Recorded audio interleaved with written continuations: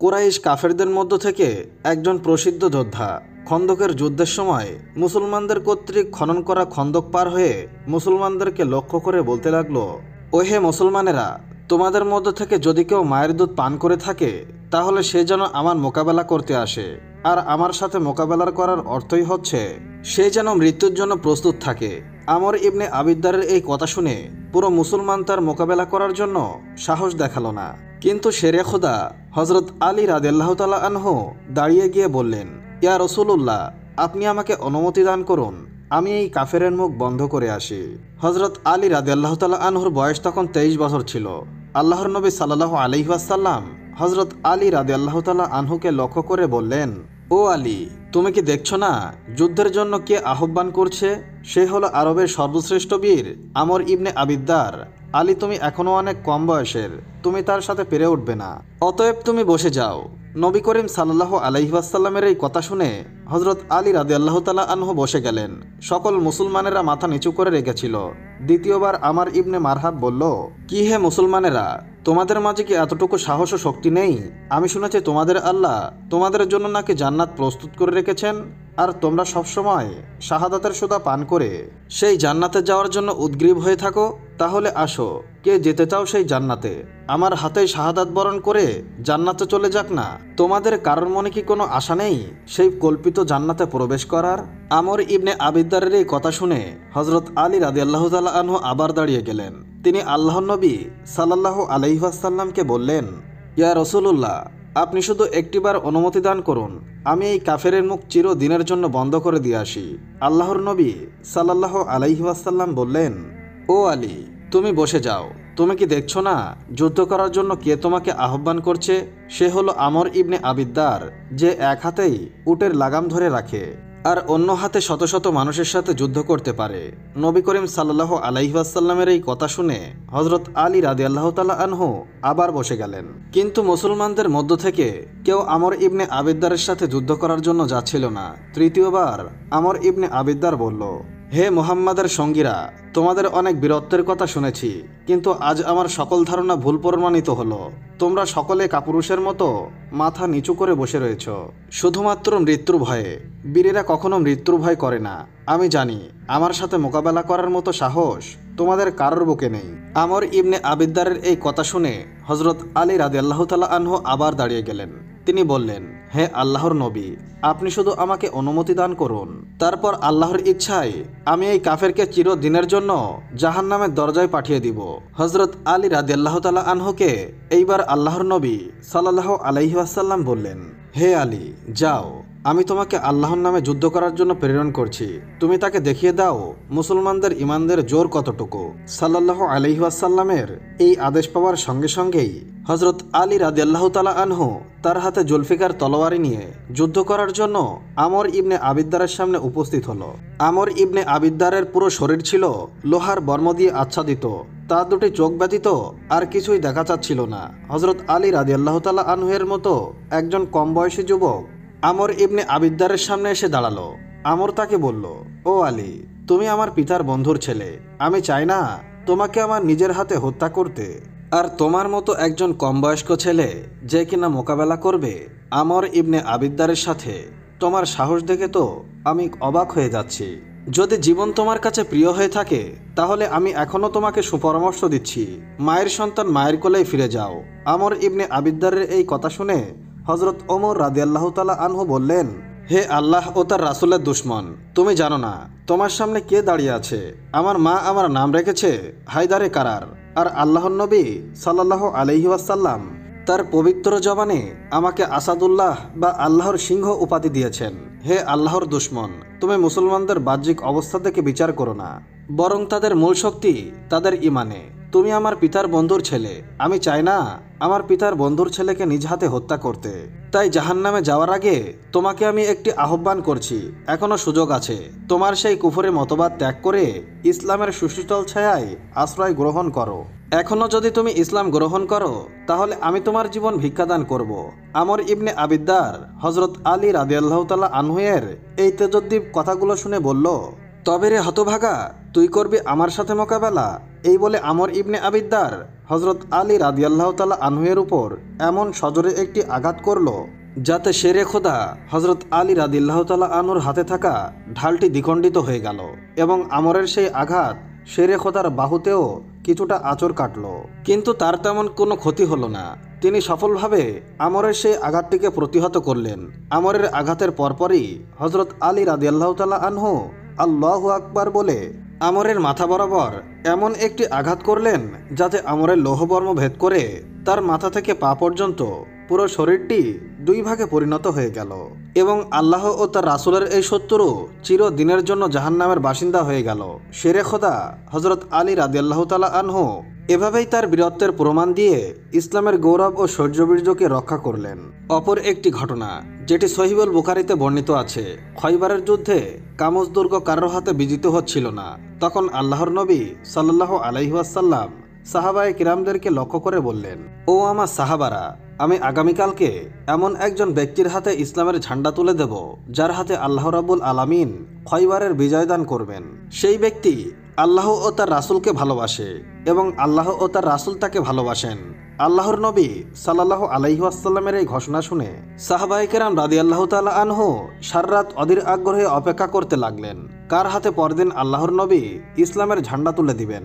পরদিন সকালে রাসূলুল্লাহ সাল্লাল্লাহু আলাইহি ওয়াসাল্লাম বললেন, আলী কোথায়? তাকে তো দেখছি না। সাহাবায়ে কেরাম আল্লাহর নবীকে বললেন, ইয়া রাসূলুল্লাহ, আলীর তো চক্ষু উঠেছে, এই কারণেই সে অত্যন্ত অসুস্থ। পীড়ার অসহ্য ব্যথার কারণে সে উপস্থিত হতে পারেনি। রাসূলুল্লাহ সাল্লাল্লাহু আলাইহি ওয়াসাল্লাম তখন বললেন, যাও তোমরা আলীকে ডেকে নিয়ে আসো।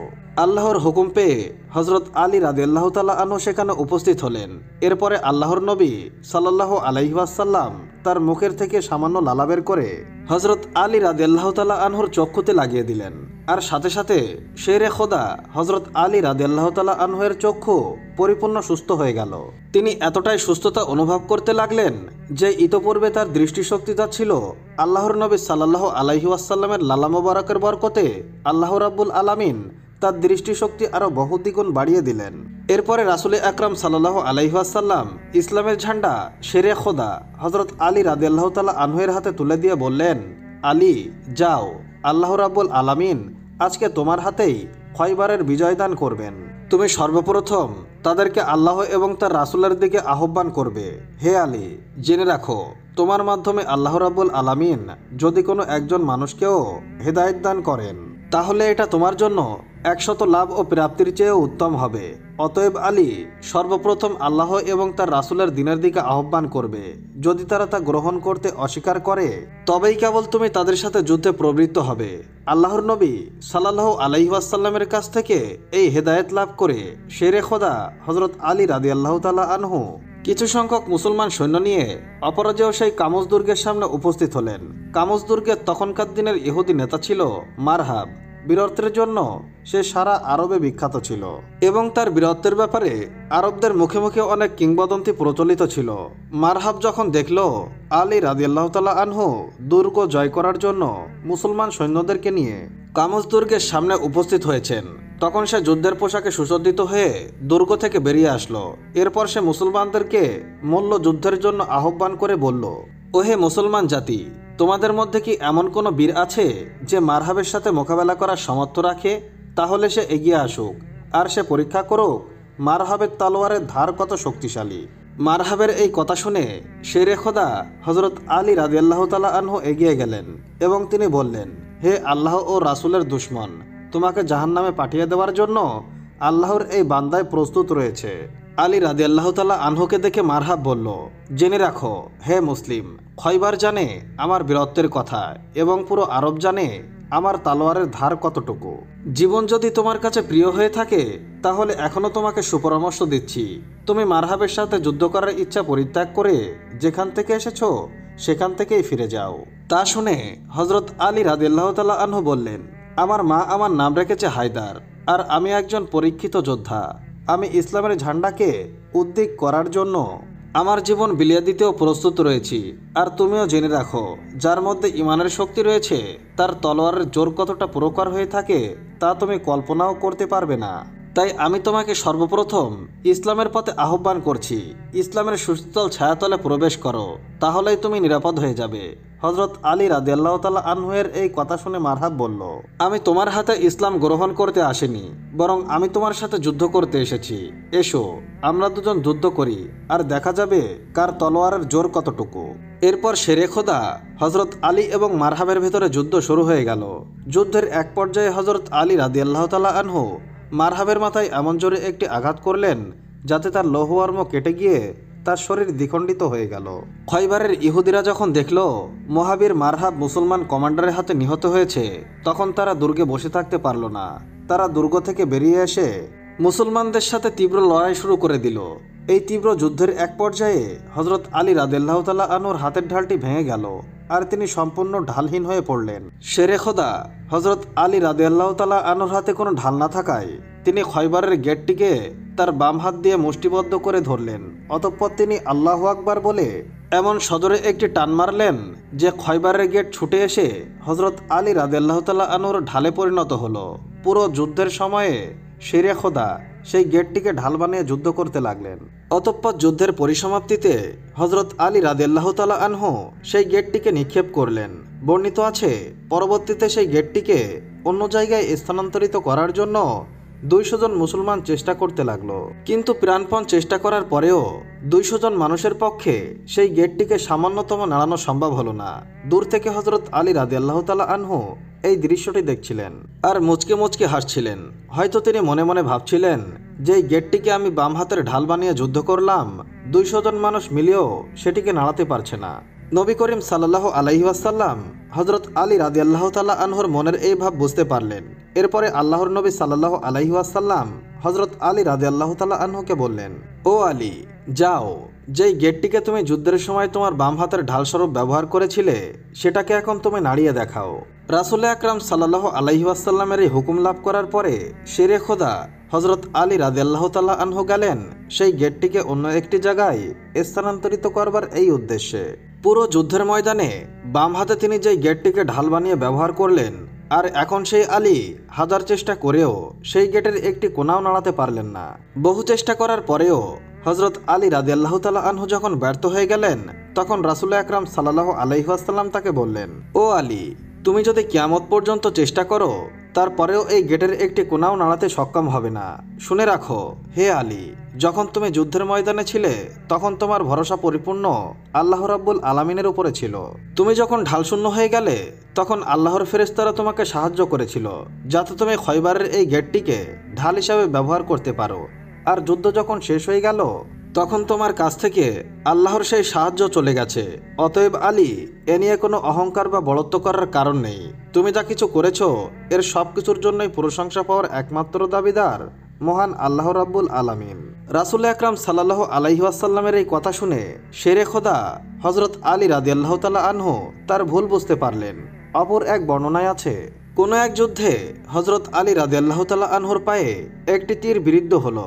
সেই তীরের ব্যথায় তিনি এতটাই কাতর হয়ে পড়েছিলেন যে হযরত আলী রাদিয়াল্লাহু তাআলা আনহু কাউকে সেই তীরটি স্পর্শ করতে দিচ্ছিলেন না, ফলে কেউ তা বের করতে সক্ষম হচ্ছিল না। তখন সাহাবায়ে কেরাম রাসূল আকরাম সাল্লাল্লাহু আলাইহি ওয়াসাল্লামের কাছে গিয়ে আরজ করলেন, ইয়া রাসূলুল্লাহ, আলীর পায়ে একটি তীর বিদ্ধ হয়েছে, কিন্তু তিনি ব্যথায় এতটা কাতর হয়ে পড়েছেন যে কাউকে তিনি সেই তীরটি স্পর্শ করতে দিচ্ছেন না। হে আল্লাহর নবী, তিনি যদি আমাদেরকে তীর স্পর্শ করতে না দেন কিভাবে আমরা তার পা থেকে সেই তীরটি বের করব?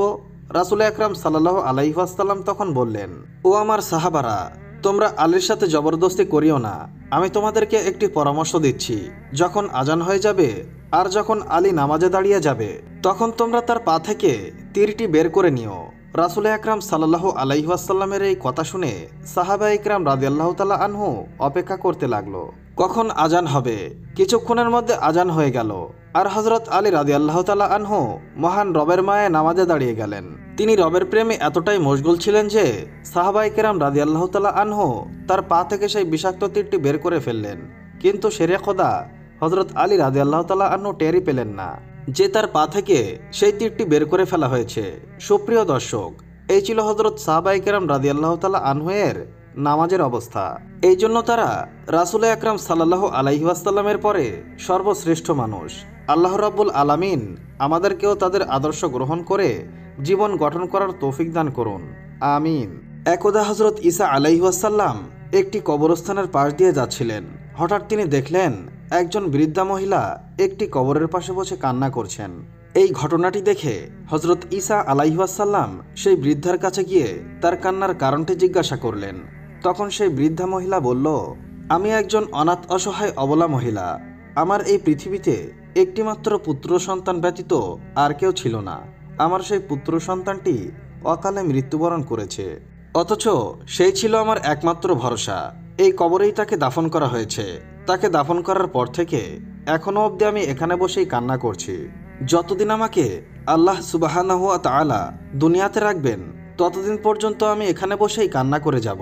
বৃদ্ধার এই অদ্ভুত কথা শুনে হযরত ঈসা আলাইহিসসালাম বললেন, আপনার সেই পুত্র যদি আবার জীবিত হয়ে ওঠে তাহলে কি আপনি এখান থেকে চলে যাবেন? জবাবে বৃদ্ধা বলল, হে আল্লাহর নবী, সত্যিই যদি এমনটি ঘটে তাহলে তো অবশ্যই আমি এখান থেকে ফিরে যাব। হযরত ঈসা আলাইহিসসালাম বৃদ্ধার এই উত্তর শুনে 2 রাকাত নামাজ আদায় করলেন। অতঃপর তিনি উচ্চস্বরে বললেন, হে অমুকের পুত্র, তুমি আল্লাহর হুকুমে জলদি উঠে আসো। ঈসা আলাইহিসসালামের আহ্বানে কবর থেকে বৃদ্ধার মৃত্যু সন্তানটি জীবিত হয়ে উঠে আসলো এবং সে হযরত ঈসা আলাইহিসসালামকে লক্ষ্য করে বলল, হে আল্লাহর নবী, আপনি কি উদ্দেশ্যে আমাকে ডেকে তুললেন? আমি তো এই কবরে খুব শান্তিতে ছিলাম। আপনি কেন আমাকে জাগ্রত করলেন? তখন হযরত ঈসা আলাইহিসসালাম তার মাতার সমস্ত ঘটনা খুলে বললেন। তা শুনে সে মাতার নিকট নিজের অবস্থার কথা বর্ণনা করল। সেই বৃদ্ধ মহিলাটি সন্তানের এই অবস্থার কথা শুনে অত্যন্ত খুশি হলো। অতঃপর সেই বৃদ্ধার পুত্রটি হযরত ঈসা আলাইহিসসালামকে বলল, হে আল্লাহর নবী, আপনি আমার জন্য দোয়া করুন। আমি যে অবস্থায় এতদিন যাবৎ কবরে ছিলাম এখনো যেন সেই অবস্থায় ফিরে যেতে পারি। অতঃপর হযরত ঈসা আলাইহিসসালাম তার জন্য পুনরায় আল্লাহ রাব্বুল আলামিনের দরবারে দোয়া করলেন। অতঃপর বৃদ্ধার পুত্র পুনরায় আবারও কবরে প্রবেশ করল। আর হযরত ঈসা আলাইহিসসালামের এই অলৌকিক মজেজা বহু বনি ইসরায়েলগণ প্রত্যক্ষ করল, কিন্তু তারপরেও তারা হযরত ঈসা আলাইহিসসালামের উপর ঈমান আনল না। একদা হযরত ঈসা আলাইহিসসালাম তার কিছু সঙ্গী সাথী নিয়ে নুসাইবিন শহরের অভিমুখে রওনা করলেন। যথাসময়ে তিনি উক্ত শহরের উপকণ্ঠে এসে পৌঁছালেন। অতঃপর তিনি তার অনুসারীদেরকে লক্ষ্য করে বললেন, হে আমার অনুসারীগণ, তোমাদের মধ্যে মজবুত ঈমান ও এমন সাহসী ব্যক্তি কে আছো যে রাজ্যের মধ্যে ঢুকে আওয়াজ দিয়ে বলতে পারবে, আল্লাহর নবী হযরত ঈসা আলাইহিসসালাম আগমন করেছেন। তোমরা সকলেই এসে তার খাঁটি ধর্মের দীক্ষা গ্রহণ করো। আল্লাহর নবী হযরত ঈসা আলাইহিসসালামের এই কথা শুনে ইয়াকুব নামক এক ব্যক্তি বলল, হে আল্লাহর নবী, আপনার এই দাওয়াত আমি শহরের অধিবাসীদের কাছে পৌঁছে দেব। আপনি আমার জন্য আল্লাহ রাব্বুল আলামিনের দরবারে দোয়া করবেন। ইয়াকুবের এই কথার পরে তুমান ও সামান নামক 2 ব্যক্তি বললেন, হে আল্লাহর নবী, আমরাও আপনার এই দাওয়াত শহরের অধিবাসীদের কাছে পৌঁছে দিতে চাই। আপনি আমাদের জন্য দোয়া করবেন। এরপরে তারা 3 জন শহরের অভিমুখে রওনা করলেন। অতঃপর হযরত ঈসা আলাইহিসসালাম তার অন্যান্য অনুসারীদেরকে লক্ষ্য করে বললেন, ইয়াকুব এখন অবশ্য সকলের আগেই আমার নির্দেশ পালনের প্রস্তুত হয়েছে, কিন্তু মনে হচ্ছে সে আমাকে সকলের আগেই পরিত্যাগ করে যাবে। কিন্তু তোমার সম্পর্কে তদ্রূপ ঘটবে না, যার ফলে তাকে যথেষ্ট বিপদে লিপ্ত হতে হবে। ওদিকে আল্লাহর নবী হযরত ঈসা আলাইহিসসালামের 3 জন দূত নুসাইবিন শহরের মধ্যে ঢুকে একটি স্থানে উপনীত হলো। সেখানে পৌঁছে সামাউন তার 2 জন সাথীকে লক্ষ্য করে বলল, তোমরা শহরের ভিতরে অগ্রসর হও। সেখানে লোকজনকে ডেকে আল্লাহর নবী হযরত ঈসা আলাইহিসসালামের আগমনের সংবাদ দাও। আমি এখানে অবস্থান করি। তোমাদের উপর যদি কোনো বিপদ আপদ এসে উপনীত হয় তাহলে আমি তোমাদেরকে উদ্ধার করার চেষ্টা করব। তার প্রস্তাবে রাজি হয়ে ইয়াকুব ও তুমান শহরের অধিবাসীদের কাছে এসে উপস্থিত হলো এবং তাদেরকে ডাক দিয়ে বলল, হে নসিমিন শহরের অধিবাসীরা, আল্লাহর নবী হযরত ঈসা রুহুল্লাহ তোমাদেরকে সরল সঠিক পথ দেখানোর জন্য তোমাদের শহরে আগমন করেছেন। তোমরা সকলে এসে তার ধর্মে দীক্ষিত হও। যদি তোমরা তার ধর্মে দীক্ষিত হও এবং আল্লাহকে ইলাহ বলে স্বীকার করো এবং তাকে নবী বলে স্বীকার করো, তাহলে দুনিয়া ও আখিরাত উভয় জাহান তোমাদের জন্য কল্যাণকর হবে। বলা বাহুল্য যে নসিমিন শহরের বাদশা ছিল কাফের এবং প্রজারাও ছিল কাফের। যখন আল্লাহর নবী হযরত ঈসা আলাইহিসসালামের দূতেরা তাদেরকে ইসলামের দিকে আহ্বান করলেন, তখন তারা তাদেরকে ধমকের সুরে বলল, তোমাদের এত বড় স্পর্ধা যে তোমরা আমাদের ধর্ম পরিত্যাগ করে নতুন এক ধর্মে দীক্ষিত হওয়ার কথা বলছো। তোমাদের মধ্যে আওয়াজ দিয়ে এই কথাটি কে বলল? তখন ইয়াকুব ভয়ে অস্থির হয়ে পড়ল এবং নিজের কথা অস্বীকার করে সে তুমানকে দেখিয়ে বলল, এই লোকটি এসব কথা বলেছে, আমি বলিনি। তোমরা আমাকে ক্ষমা করে দাও এবং কোনো শাস্তি দিতে হলে তাকেই দাও। তখন লোকজন তোমানকে ধরে নিয়ে গিয়ে বাদশার কাছে উপস্থিত করলো। বাদশা তখন তোমানকে জিজ্ঞাসা করলো, তোমাদের সেই নবীর ব্যাপারে আমাকে অবহিত করো। কিভাবে সে এই দুনিয়াতে আগমন করেছে, তার পিতামাতাকে, তার বংশ পরিচয় কি? তখন তোমান বলল, তিনি আল্লাহর নবী ঈসা রুহুল্লাহ। তিনি পিতা ছাড়া এই দুনিয়াতে আগমন করেছেন। তার জন্ম আল্লাহ রাব্বুল আলামিনের এক অপার কৃপা। তোমানের কথা শুনে বাদশা বলল, যে লোকের জন্ম হয়েছে এভাবে, তাকে আবার তুমি রুহুল্লাহ ও আল্লাহর নবী কোন মুখে বলতে চাও? এরূপ কথা আর কখনোই বলবে না। আর এরূপ কথা বলে তুমি যে অপরাধ করেছ, সেই অপরাধ স্বীকার করে তোমাকে এখনই তওবা করতে হবে। তোমাকে এই বলে তওবা করতে হবে যে জীবনে আর তুমি কখনো এরকম কথা বলবে না। তুমি যদি তওবা করো তাহলে আমি তোমাকে ক্ষমা করে দিব, আর যদি তওবা না করো তাহলে তোমাকে কঠিন শাস্তি গ্রহণ করতে হবে। তোমান বাদশার কথায় বিন্দুমাত্র ভীতু না হয়ে বলল, হে বাদশা, আপনি আমাকে যা ইচ্ছা শাস্তি দিতে পারেন, কিন্তু আমি জীবন থাকতে কখনো এই কথাও বিশ্বাস পরিত্যাগ করব না। তখন বাদশা রেগে আগুন হয়ে তার কর্মচারীদেরকে নির্দেশ দিলেন, তোমরা এই অভদ্র লোকটির চোখগুলো উপড়ে ফেলো এবং তার হাত পা কেটে তাকে একটি কদর্য স্থানে ফেলে রাখো। বাদশার নির্দেশ মতো তার হাত পা কেটে তাকে একটি নিকৃষ্ট স্থানে ফেলে রাখা হলো। ওদিকে সামান যখন জানতে পারলেন বাদশা তোমানের সাথে এই আচরণ করেছেন, তখন তিনি বাদশার দরবারে উপস্থিত হয়ে বললেন, হে মহামান্য বাদশা, আপনি আমাকে হুকুম দিলে আমি তোমানের কাছে গিয়ে কিছু কথা জিজ্ঞেস করতাম আর শুনে আসতাম সে ঈসার ব্যাপারে কি বলে, অতঃপর তা আপনাকে এসে জানিয়ে দিতাম। বাদশা বলল, তুমি অবাধে যেতে পারো। অতঃপর বাদশা সামাউনের সাথে তার কিছু প্রহরীকে পাঠিয়ে দিল। তাদেরকে সঙ্গে নিয়ে তিনি তোমানের কাছে উপস্থিত হলেন এবং তাকে জিজ্ঞাসা করলেন, হে তোমান, তুমি যে ঈসাকে আল্লাহর নবী ও রুহুল্লাহ বলছো, তার নিকট এমন কি নিদর্শন আছে যা দেখলে তার নবুয়াত সম্পর্কে মনের সন্দেহ দূরীভূত হবে? তোমান বললেন, তিনি অলৌকিক ক্ষমতার গুণের অধিকারী। তিনি ল্যাংড়া, অন্ধ ও লুলা এবং জটিল রোগীকে আরোগ্য দান করেন। তোমানের এই কথা শুনে সামান বললেন, এসব কাজ তো চিকিৎসক দ্বারাও হয়ে থাকে, অন্য কোনো নিদর্শনের কথা বলো। তোমান বলল, লোকজন তাদের ঘরের মধ্যে যে সকল খাবার লুকিয়ে রাখে এবং তারা গৃহের মধ্যে বসে যে সকল খাবার আহার করে, হজরত ঈসা আলাইহি ওয়াসাল্লাম বাইরে বসে তার সংবাদ বলে দিতে পারেন। সামান বললেন, অভিজ্ঞ গণকও তো নির্ভুল গণনার মাধ্যমে এই সকল সংবাদ বলে দিতে পারেন। তার নবী হওয়ার বিষয়ে এইসব কোনো নিদর্শন হতে পারে না। যদি তার নিকট অন্য কোনো নিদর্শন থাকে তাহলে সেই কথা বলো। তোমান বলল, হজরত ঈসা আলাইহি ওয়াসাল্লাম মাটি দ্বারা পাখি নির্মাণ করে তার মধ্যে ফুৎকার দিলে সেই পাখি জীবিত হয়ে আকাশে উঠতে পারে। তখন সামান বললেন, এ জাতীয় কাজ তো অনেক জাদুকররাও করতে পারে। এছাড়াও যদি তার নিকট অন্য কোনো অলৌকিক ক্ষমতা থাকে সেই ক্ষমতার কথা বলো। তখন তোমান বলল, হজরত ঈসা রুহুল্লাহ আল্লাহর হুকুমে মৃত ব্যক্তিকে জীবিত করতে পারেন। তোমানের কাছ থেকে কথা শুনে সামান বাদশার কাছে গিয়ে বললেন, হে মহামান্য বাদশা, তোমান আমার কাছে হজরত ঈসা আলাইহি ওয়াসাল্লামের অসংখ্য অলৌকিক মুজিজার কথা বলেছেন। এমনকি তিনি নাকি আল্লাহর হুকুমে মৃত ব্যক্তিকেও জীবিত করতে পারেন। যদি এই কথা সত্য হয় তবে তিনি যে নিশ্চয়ই আল্লাহর নবী, এতে কোনো সন্দেহের কারণ নেই। কেননা নুজ্জম বা জাদুকরেরা অনেক কিছুই করতে পারেন, কিন্তু কোনো মৃত ব্যক্তিকে জীবিত করে দেখাতে পারে না। তখন বাদশা বললেন, তোমরা ঈসাকে আমার দরবারে নিয়ে আসো।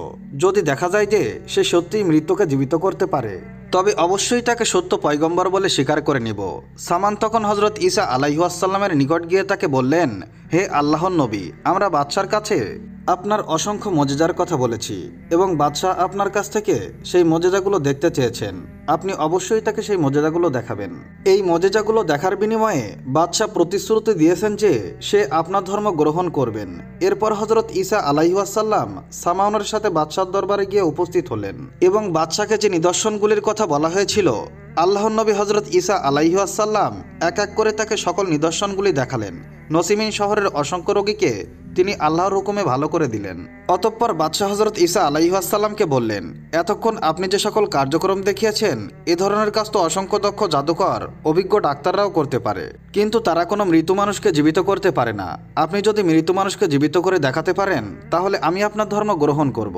হজরত ঈসা আলাইহি ওয়াসাল্লাম তদুত্তরে বললেন, হে মহামান্য বাদশাহ, আল্লাহ তাআলার হুকুম হলে আমি তাও করে দেখাতে পারবো। তখন বাদশাহ ও তার লোকজন মিলে হজরত ঈসা আলাইহি ওয়াসাল্লামকে নিয়ে একটি বহু পুরাতন কবরস্থানে চলে আসলেন। সেখানে হজরত নূহ আলাইহিওয়াসাল্লামের ছেলে শামের কবর ছিল। ওই কবরটির পাশে গিয়ে বাদশাহ হজরত ঈসা আলাইহিওয়াসাল্লামকে লক্ষ্য করে বললেন, হে ঈসা, এই কবরে যাকে দাফন করা হয়েছে তুমি তাকে জীবিত করে দেখাও। এরপর হজরত ঈসা আলাইহিওয়াসাল্লাম আল্লাহ রাব্বুল আলামিনের দরবারে মোনাজাত করলেন, হে সর্বশক্তিমান মালিক আল্লাহ তাআলা, তোমার নিয়ামত অফুরন্ত, তোমার ক্ষমতা অপরিসীম। তুমি তোমার ক্ষমতার বলে এই কবরে মৃত ব্যক্তিকে জীবিত করে তোমার ক্ষমতার নদী তাদেরকে দেখাও। আল্লাহর নবী হজরত ঈসা আলাইহিওয়াসাল্লামের এরূপ মোনাজাত করা মাত্র কবরটি বিদীর্ণ হয়ে গেল এবং তার ভেতর থেকে সাদা কেশ ও দাড়িযুক্ত একটি লোক বেরিয়ে আসলো। অতঃপর সে প্রথমে আল্লাহর নবী হজরত ঈসা আলাইহিওয়াসাল্লামকে সালাম দিয়ে বললেন, হে লোকজন, তোমরা জেনে রাখো এই ব্যক্তি আল্লাহর নবী হজরত ঈসা। তোমরা তার উপরে ঈমান এনে সকলেই তার উপর অনুসরণ করো। আর এই লোকটি ছিলেন হজরত নূহ আলাইহিওয়াসাল্লামের পুত্র শাম। তখন হজরত ঈসা আলাইহিওয়াসাল্লাম তাকে জিজ্ঞাসা করলেন, হে শাম, তোমাদের জামানায় তো কারো দাড়িও চুল মৃত্যু পর্যন্ত সাদা রং ধারণ করতো না। শাম জবাব দিল, হে আল্লাহর নবী, আমি জানতাম যে রোজ কিয়ামতের সামান্য আগে আপনি দুনিয়াতে আসবেন। আর কবরে থাকা অবস্থায় আপনার আওয়াজ শুনে আমি মনে করলাম যে রোজ কিয়ামত আসন্ন হয়েছে, আর তাই আপনার আগমন ঘটেছে। সুতরাং হাসরের মাঠের হিসাব নিকাশের ভয়ে ও আতঙ্কে আমার দাড়ি চুল পেকে হঠাৎ এই আকার ধারণ করেছে। তখন হজরত ঈসা আলাইহিওয়াসাল্লাম তাকে জিজ্ঞাসা করলেন, তুমি কি বলতে পারবে কতদিন পূর্বে তোমার মৃত্যু ঘটেছিল? শাম জবাব দিল, 4000 বছর পূর্বে আমি এই দুনিয়া ছেড়ে গিয়েছিলাম। তখন হজরত ঈসা আলাইহিওয়াসাল্লাম বললেন, হে শাম, এখন যদি তোমার আবার এই দুনিয়াতে বসবাস করার আকাঙ্ক্ষা থাকে তাহলে আমি আল্লাহর দরবারে তোমার জন্য দোয়া করব যেন আল্লাহ তোমাকে সেই ব্যবস্থা করে দেন। শাম বলল, হে আল্লাহর নবী, আমি আর এই দুনিয়াতে বসবাসের আকাঙ্ক্ষা করি না, কেননা এই দুনিয়ায় স্থায়ী বসবাসের ঠিকানা নয়। দুদিন পরেই এখান থেকে মৃত্যুবরণ করে পুনরায় পৃথিবী ছেড়ে চলে যেতে হবে। অতএব কিছুদিনের জন্য এখানে থেকে আর কি লাভ? আপনি আমার জন্য দোয়া করুন যেন আল্লাহ রাব্বুল আলামিন পুনরায় আমাকে সেই অবস্থায় ফিরিয়ে নেন। এভাবে বেশ কিছুক্ষণ কথাবার্তা বলার পরে শাম আবারও মৃত্যুবরণ করল। এই ঘটনা নসিমিন শহরের বাদশাহ ও তার লোকজন সরাসরি প্রত্যক্ষ করল এবং সবাই একসাথে হজরত ঈসা আলাইহিওয়াসাল্লামের উপর ঈমান এনে সত্য ধর্মে দীক্ষিত হল। সুপ্রিয় দর্শক, এই ছিল হজরত ঈসা আলাইহিওয়াসাল্লামের অলৌকিক মুজিজার কাহিনী। আল্লাহ রাব্বুল আলামিন আমাদেরকে এই ঘটনা থেকে শিক্ষালাভ করে সঠিক পথে চলার তৌফিক দান করুন, আমিন। একদা হজরত মুহাম্মদ সাল্লাল্লাহু আলাইহি ওয়াসাল্লাম ফাতেমা রাদিয়াল্লাহু তাআলা আনহাকে ডেকে বললেন, হে ফাতেমা, এই মদিনায় এমন একজন কাঠুরিয়ার স্ত্রী রয়েছে, সে এমন একটি আমল করে যে আমলের কারণে সে তোমার আগে জান্নাতে প্রবেশ করবে। হুজুরে পাক সাল্লাল্লাহু আলাইহি ওয়াসাল্লামের কথা শুনে হজরত ফাতিমা রাদিয়াল্লাহু তাআলা আনহা বললেন, আব্বাজান, এটা কিভাবে সম্ভব? আমি তো জান্নাতের সকল মহিলাদের সর্দারনি, তাহলে কিভাবে কোনো মহিলা আমার পূর্বে জান্নাতে প্রবেশ করবে? আব্বাজান, দয়া করে আপনি আমাকে সেই কাঠুরিয়ার স্ত্রীর ঠিকানাটি বলুন, আমি যাতে দেখে আসতে পারি সে কি এমন আমল করে যে আমলের কারণে সে আমার পূর্বে জান্নাতে প্রবেশ করবে। রাসূল আকরাম সাল্লাল্লাহু আলাইহি ওয়াসাল্লাম তখন তাকে বললেন, ফাতেমা, আজকে তুমি বাড়ি ফিরে যাও, কিছুদিন পরে আমি তোমাকে ডেকে নেব এবং আমি তোমাকে সেই কাঠুরিয়ার স্ত্রীর ঠিকানা বলে দেব। হুজুরে পাক সাল্লাল্লাহু আলাইহি ওয়াসাল্লামের এই কথা শোনার পর ফাতেমা রাদিয়াল্লাহু তাআলা আনহা বাড়িতে ফিরে আসলেন। এইভাবে বেশ কিছুদিন অতিবাহিত হয়ে গেল। এর মধ্যে হজরত ফাতেমা রাদিয়াল্লাহু তাআলা আনহা অসুস্থ হয়ে পড়লেন। একে তো তিনি ছিলেন অসুস্থ, অন্যদিকে একাধারে 3 দিন তার বাড়িতে কোনো খাবার ছিল না। খাবার না খেয়ে এবং অসুস্থতার কারণে হজরত ফাতেমা রাদিয়াল্লাহু তাআলা আনহা খুবই দুর্বল হয়ে পড়লেন। হজরত আলীর কাছেও কোনো অর্থ ছিল না যেটা দিয়ে হজরত আলী রাদিয়াল্লাহু তাআলা আনহু খাবার কিনে আনতে পারেন। এভাবেই 3 দিন অতিবাহিত হওয়ার পর হজরত ফাতেমা রাদিয়াল্লাহু তাআলা আনহা হজরত আলী রাদিয়াল্লাহু তাআলা আনহুর হাতে একটি কাপড় দিয়ে বললেন, হে আমার প্রিয় স্বামী, আপনার হয়তো মনে আছে আমার আব্বাজান মুহাম্মদ সাল্লাল্লাহু আলাইহি ওয়াসাল্লাম আমাদের বিয়েতে এই কাপড়টি আমাদেরকে হাদিয়া স্বরূপ দিয়েছিলেন। এটি অত্যন্ত বরকতময় একটি কাপড়। আমার মনে চাচ্ছে না যে এই কাপড়টি আমি বিক্রি করে দেই, কিন্তু তারপরেও যেহেতু আমাদের ঘরে 3 দিন যাবৎ কোনো খাবার নেই, তাই আপনাকে এই বরকতময় কাপড়টি আমি দিচ্ছি। আপনি এটিকে বাজারে বিক্রি করে এর মূল্য দিয়ে আপনি কিছু খাবার কিনে নিয়ে আসুন। হজরত আলী রাদিয়াল্লাহু তাআলা আনহু হজরত ফাতেমা রাদিয়াল্লাহু তাআলা আনহার কাছ থেকে সেই কাপড়টি নিয়ে বিক্রি করার উদ্দেশ্যে বাজারের দিকে রওনা হলেন। অতঃপর তিনি কাপড়টি নিয়ে বাজারে পৌঁছালেন এবং সেটি বিক্রি করার জন্য অনেক ক্রেতাকে দেখালেন, কিন্তু কাপড়টি অত্যন্ত পুরাতন হওয়ায় সেটি কেনার জন্য কোনো গ্রাহক ছিল না। এই কারণে হজরত আলী রাদিয়াল্লাহু তাআলা আনহু অত্যন্ত নিরাশ হয়ে পড়লেন। তখন তিনি আল্লাহ রাব্বুল আলামিনের দরবারে ফরিয়াদ করলেন, হে রাব্বুল আলামিন, এই কাপড়টি অত্যন্ত পুরাতন, তাই এটিকে কেনার জন্য কোনো ক্রেতা আগ্রহ হচ্ছে না।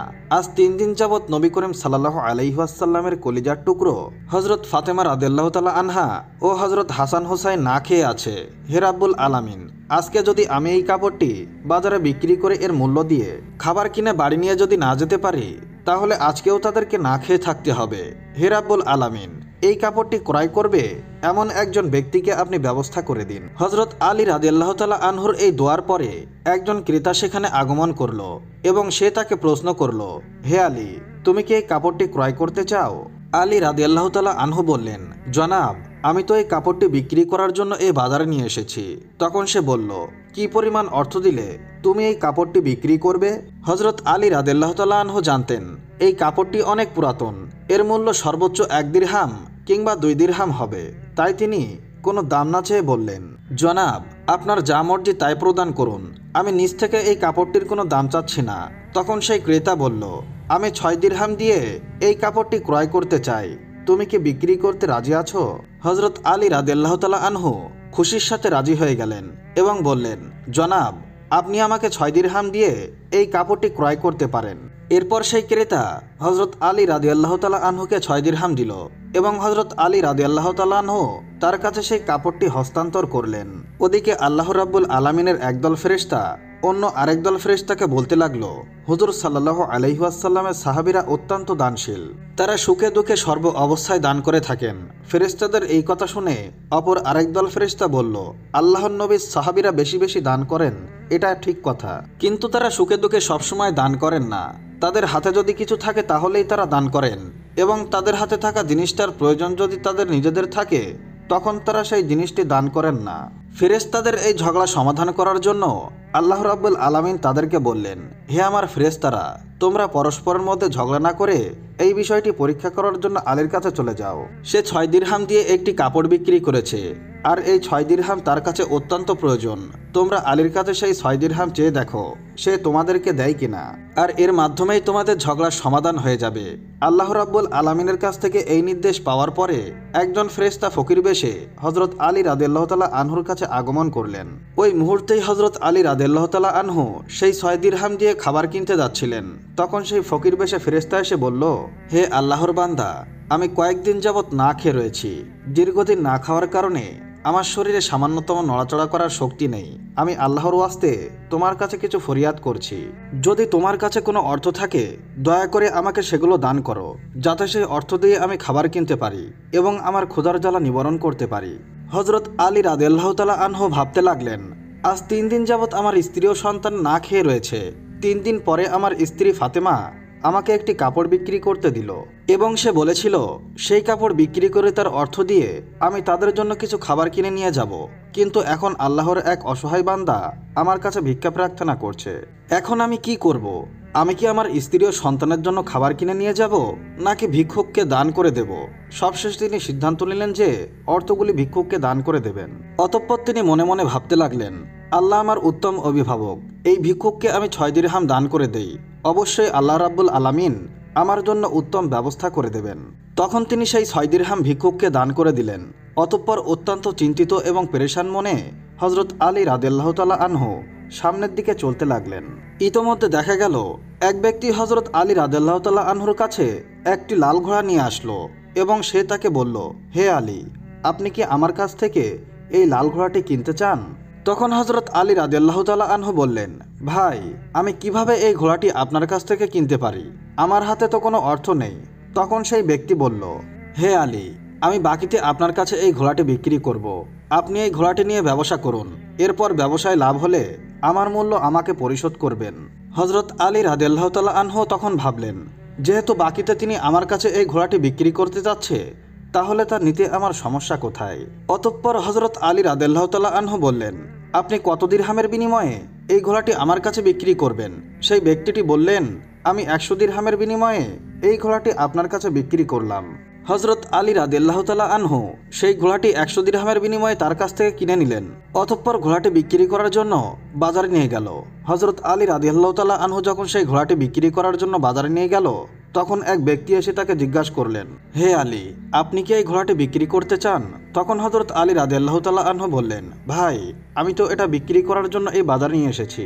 সেই ব্যক্তিটি বলল, আপনি কত দিরহামের বিনিময়ে এই ঘোড়াটি বিক্রি করতে চান? আলী রাদিয়াল্লাহু তাআলা আনহু বললেন, আমি নিজে থেকে এর কোনো দাম চাচ্ছি না। আলী রাদিয়াল্লাহু তাআলা আনহু নিজের থেকে কোনো দাম না বলে সেই ব্যক্তিটিকে বললেন, আপনি কত দিরহামের বিনিময়ে এই ঘোড়াটি কিনতে চান?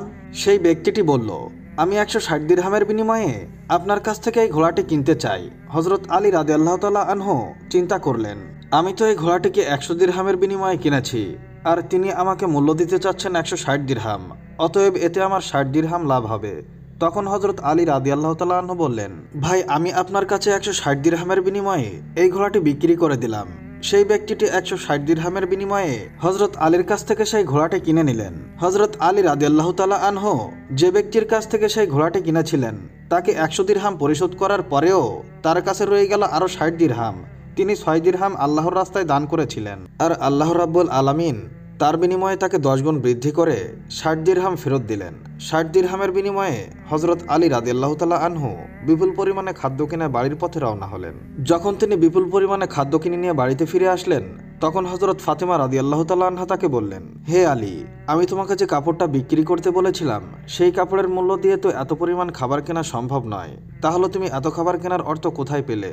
তার উত্তর দাও, অতঃপর আমার বাড়িতে প্রবেশ করবে। হযরত আলী রাদিয়াল্লাহু তাআলা আনহু বললেন, হে ফাতেমা, আগে আমি বাড়িতে প্রবেশ করি, তারপরে না হয় আমি তোমাকে প্রকৃত ঘটনা খুলে বলবো। কিন্তু হযরত ফাতেমা রাদিয়াল্লাহু তাআলা আনহা তাকে বললেন, আগে আপনি প্রকৃত ঘটনা খুলে বলুন, তারপরেই আপনি বাড়িতে প্রবেশ করতে পারবেন। হযরত আলী রাদিয়াল্লাহু তাআলা আনহু বললেন, ফাতেমা, তুমি তো ভালো করেই জানো যে তোমার স্বামী হযরত আলী কোনোদিনই কোনোভাবে অবৈধ অর্থ উপার্জন করতে পারে না। আমি যে পন্থায় এই অর্থগুলো উপার্জন করেছি তা সম্পূর্ণ বৈধ একটি পন্থা, অতএব এই ব্যাপারে তোমার সন্দেহের করার কোনো কারণ নেই। কিন্তু হযরত ফাতেমা রাদিয়াল্লাহু তাআলা আনহা হযরত আলী রাদিয়াল্লাহু তাআলা আনহুর এই কথাগুলি কোনোভাবেই বুঝতে চাচ্ছিলেন না। হযরত আলী ও হযরত ফাতেমার মধ্যে এই ঘটনা ঘটার কিছুদিন পরে নবী করিম সাল্লাল্লাহু আলাইহি ওয়াসাল্লাম হযরত ফাতেমাকে তার দরবারে ডাকলেন। অতঃপর তিনি তাকে ডেকে বললেন, হে ফাতেমা, তোমার কি মনে আছে আমি কিছুদিন পূর্বে তোমাকে বলেছিলাম একজন কাঠুরিয়ার স্ত্রী তোমার পূর্বে জান্নাতে প্রবেশ করবে? হযরত ফাতেমা বললেন, আব্বাজান, অবশ্যই আমার মনে আছে, এবং আমি সেই কাঠুরিয়ার স্ত্রীর সঙ্গে সাক্ষাৎ করার জন্য অধীর আগ্রহে ব্যাকুল হয়ে আছি। দয়া করে আপনি আমাকে তার ঠিকানা বলুন, যাতে আমি দেখে আসতে পারি সেই কাঠুরিয়ার স্ত্রী কি এমন আমল করে যার কারণে সে আমার পূর্বে জান্নাতে প্রবেশ করবে। তখন মুহাম্মদ সাল্লাল্লাহু আলাইহি ওয়াসাল্লাম তাকে সেই কাঠুরিয়ার স্ত্রীর ঠিকানা বলে দিলেন এবং ফাতেমা রাদিয়াল্লাহু তাআলা আনহাকে বললেন, হে ফাতেমা, তুমি যাও, তার সঙ্গে সাক্ষাৎ করে এসো। রাসূল সাল্লাল্লাহু আলাইহি ওয়াসাল্লামের কাছ থেকে সেই কাঠুরিয়ার স্ত্রীর ঠিকানা পেয়ে হযরত ফাতেমা রাদিয়াল্লাহু তাআলা আনহা তার সাথে সাক্ষাৎ করার জন্য রওনা হলেন। যখন তিনি কাঠুরিয়ার বাড়িতে এসে পৌঁছালেন, তখন হযরত ফাতেমা রাদিয়াল্লাহু তাআলা আনহা সালাম দিয়ে বললেন, বাড়িতে কি কেউ আছেন? আমি নবীর মেয়ে হযরত ফাতেমা বলছি। আমি কি ঘরের ভেতরে প্রবেশ করতে পারি? ঘরের ভেতর থেকে আওয়াজ আসলো, আমি পরম সৌভাগ্যবান যে আমার বাড়িতে নবীর মেয়ে হযরত ফাতেমা আগমন করেছেন। হে আল্লাহর নবীর মেয়ে, আপনি বলুন কেন আমার বাড়িতে আগমন করেছেন? তখন হযরত ফাতেমা রাদিয়াল্লাহু তাআলা আনহা বললেন, আমি আপনার সাথে দেখা করতে চাই, দয়া করে আমাকে ভেতরে আসার অনুমতি দিন। তখন কাঠুরিয়ার স্ত্রী বলল, হে আল্লাহর নবীর মেয়ে, হে জান্নাতের সর্দারনী, আপনার সাথে দেখা করার একান্ত ইচ্ছা ও আগ্রহ আমার মনেও রয়েছে, কিন্তু তারপরেও আমি আপনাকে ঘরে আসার অনুমতি দিতে পারছি না, কেননা এটি আমার স্বামীর ঘর, আর আমি আমার স্বামীকে না বলে কোনো মানুষকে ঘরে ঢোকার অনুমতি দিতে পারি না। দয়া করে আপনি আগামীকালকে আসবেন, আমি আমার স্বামীর কাছ থেকে আপনার ব্যাপারে অনুমতি নিয়ে রাখবো। যদি আমার স্বামী অনুমতি প্রদান করেন তবেই কেবল আপনাকে ঘরে প্রবেশ করার অনুমতি দিতে পারি। কাঠুরিয়ার স্ত্রীর কাছ থেকে এই কথা শোনার পর হযরত ফাতেমা রাদিয়াল্লাহু তাআলা আনহা বাড়িতে ফিরে গেলেন। দ্বিতীয় দিন যখন তিনি কাঠুরিয়ার স্ত্রীর সাথে দেখা করার জন্য বাইরে বের হবেন, তখন হাসান রাদিয়াল্লাহু তাআলা আনহু তাকে জড়িয়ে ধরে বললেন, আম্মাজান, আপনি কালকে কোথায় গিয়েছিলেন? আপনাকে আমি খুঁজে পাচ্ছিলাম না। আম্মাজান, আপনি যেখানে যাচ্ছেন দয়া করে আমাকেও আপনার সাথে নিন। হযরত ফাতেমা রাদিয়াল্লাহু তাআলা আনহা তখন তার বড় পুত্র হযরত হাসানকে তার সাথে নিলেন। এরপরে তিনি কাঠুরিয়ার ইরির বাড়িতে পৌঁছে গেলেন। অতঃপর সালাম দিয়ে বললেন, বাড়িতে কি কেউ আছেন? আমি নবীর মেয়ে ফাতেমা বলছি।